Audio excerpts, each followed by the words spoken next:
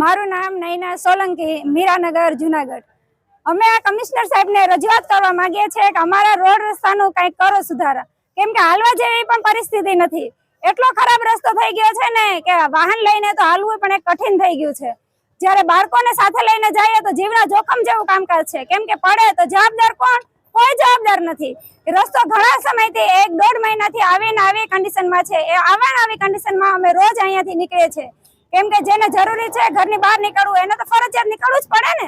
આ પરિસ્થિતિમાં અમે નીકળીએ છીએ, છતાં પણ જો અમારી જ બાજુમાં જે અમે રાજધાની બંગલોઝમાં રહીએ છીએ, અમારી જ બાજુમાં અમે અમારો જે પર્સનલ રોડ છે એમાં પણ અમે ડાયવર્ઝન આપ્યું છે, જેથી કરીને જે મેઇન રોડ છે બને।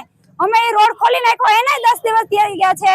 અમે પર્સનલ રોડ અમે અમારા ખર્ચે બનાવેલો છે, રોડ પૂરો કરી નાખ્યો છે પ્રજાએ હાલીને, વાહનો ચલાવીને, છતાં પણ એ રોડ પૂરો થઈ ગયો, બાકી મેઇન રોડમાં કાંઈ થયું નથી। હજી ઈને એ જ કન્ડિશન છે, તો કેટલોક સમય આવું રહેવાનું? આ માટે અમે કમિશનર સાહેબને બસ એટલી જ રજૂઆત કરીએ છીએ કે અમારા રોડ રસ્તા કંઈક સુધારો, કમસે કમ અમે હાલી તો હગે એમ। જય સોમનાથ। Chhelbhai Joshi, Miranagar, Greenwood township. અમારી રજૂઆતો છેલ્લા 1-1.5 મહિનાથી તો છે જ। અવારનવાર અહીંથી અરજીઓ કમિશનરને આપી છે। આજે પણ કમિશનર સાહેબે રૂબરૂ વાત કરી છે ફોનમાં, અને એણે એવી હૈયાધારણ આપી છે કે રોડ ચાલુ થઈ જશે। હા, ખુલ્લી ભાષામાં કહી તો, બ્રાહ્મણની ભાષામાં કહું તો ધમકી જ છે અમારી કે કાલ 3 વાગ્યે રોડ કામ ચાલુ નહીં થાય તો 500 માણા કમિશનરશ્રીની ઓફિસ સામે ઉપવાસ ઉપર બેસી જવાના છીએ। કોઈ અલ્ટિમેટમ આપવું નથી, એને જે કરવું એ કરે। 1 મહિનાથી અહીંયા બહેનો દીકરીઓની હાલત શું છે? આ બધા નિવૃત્ત કર્મચારીઓ રહે છે, પંચકણકી વસ્તી છે, એટલે આ કોઈ જવાબ દેતા નથી। અત્યાર સુધી કોઈ જવાબ દીધા નથી ને હવે જવાબ નહીં દે તો હાલશે નહીં। અમને એમ હતું કમિશનર આવશે ક્યાંક સારું કરશે, તો કમિશનર તો સામું જોવાનું જ બંધ કરી દીધું આવીને। તો અમારા કાંઈ મહેરબાની કરવાની થતી નથી, ભાઈસાબી કરવાની થતી નથી, દાદાગીરીથી જ કહીએ છીએ। કાલે જો કામ ચાલુ નહીં થાય તો 100% આંદોલન થાય અને કમિશનરની ઓફિસમાં જ થાય। જય સોમનાથ।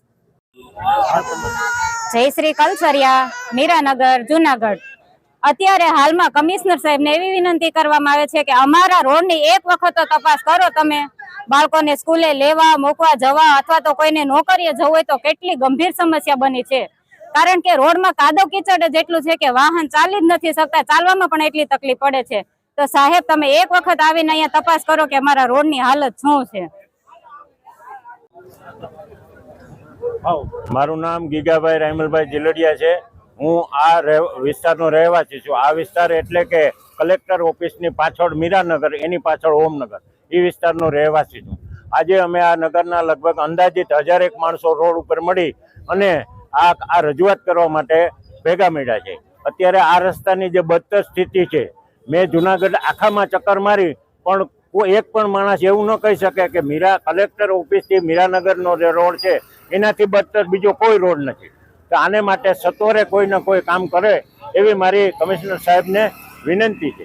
બીજી વિનંતી એ પણ છે કે જે અત્યારે રોડનું કામ ચાલુ થવાનું છે, એ રોડમાં લોટ પાણીને લાકડા ન થાય અને સારો રોડ બને ને આ વિસ્તારના માણસો લાંબો સમય સુધી એ રોડની સુવિધા ભોગવી શકે એવી આપ સાહેબને નમ્ર અરજ છે।